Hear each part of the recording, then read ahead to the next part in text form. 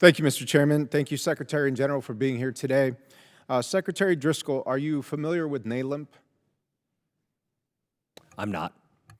Okay. NALEMP is the Native American Lands Environmental Mitigation Program under the Department of Defense. This program cleans up munition debris, including UXO, left by the Department of Defense on tribal lands, such as those in my district in New Mexico. The scope of this issue is really magnified and vast on the Pueblo of Isleta, New Mexico. I saw it for myself last year.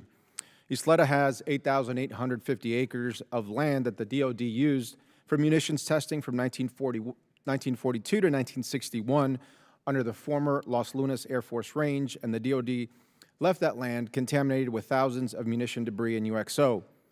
Since 2008, Isleta has worked under NALEMP to clean up the mess that was left behind.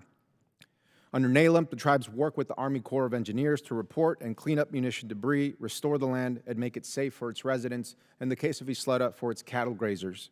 However, in the past year, this already underfunded program has been decimated by budget cuts and inadequate staffing.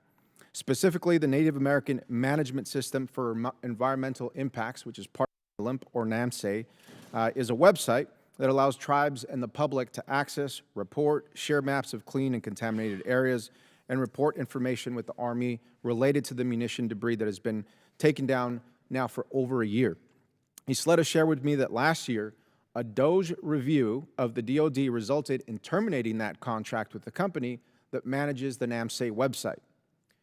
You know, I'm not sure if cleaning UXO on tribal lands was considered a DEI initiative by DOJ, but it certainly is not.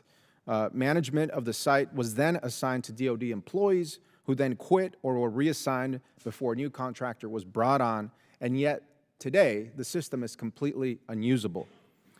Secretary Driscoll, can you share why the department allowed the NAMSE site to completely collapse?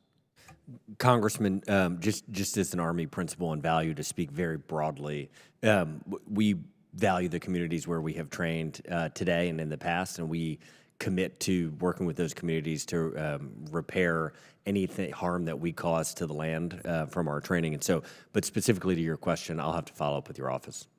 Well, I appreciate that, and this does deserve special attention because this isn't just not just a problem for Isleta Pueblo, but other tribal nations that have been good partners to the Department of Defense over years.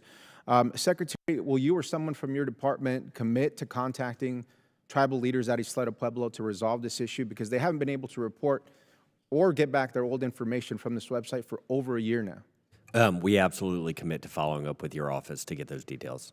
Thank you so much. I really, really appreciate that. You know, for months, NALEMP tribes have been unable to notify the department of new locations that may have munition debris or unexploded ordnance. Input required for grant reporting or access valuable information, including their own documents for investigation and reports. Now, let me tell you about this beautiful, beautiful land on tribal property.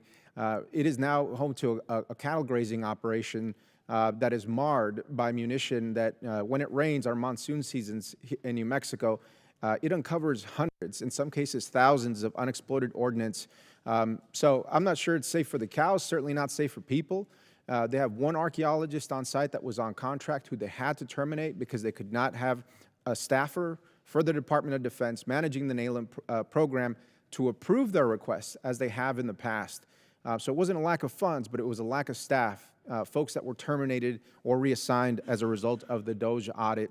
I don't think that's a good way to treat our partners, and so I urge you to please pay attention to this issue. Obviously, there are safety concerns, but more than anything, our tribal nations are sovereign nations, and they deserve to have that government-to-government relationship. So I look forward to working with you to see that this system is restored, ensure that the partnership with the tribes and the department are restored. And we commit to following up quickly. Thank you so much, Secretary.